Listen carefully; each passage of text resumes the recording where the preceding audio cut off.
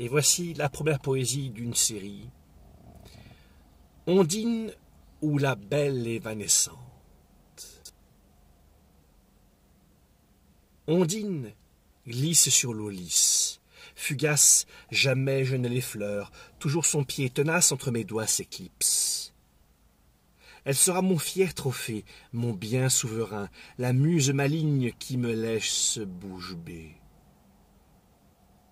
Je veux défier l'élan souple et furtif de ces longues ellipses qui scindent l'onde morne en d'infinis miroirs. Mais il me faudra perdre à nouveau sa trace pour mieux l'apercevoir. Ah Dieu, voilà que je trépasse rien que d'y penser.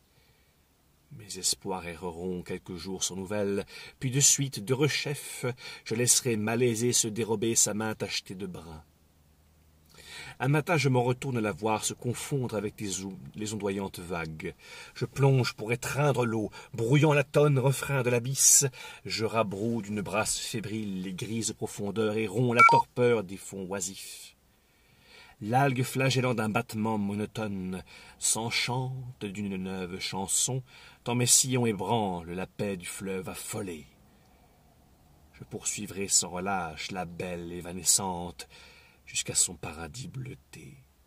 Toujours, toujours, rusée et invaincue, elle montrera une indicible rive, comme pour semer l'ardeur de ma nage enragée de courage.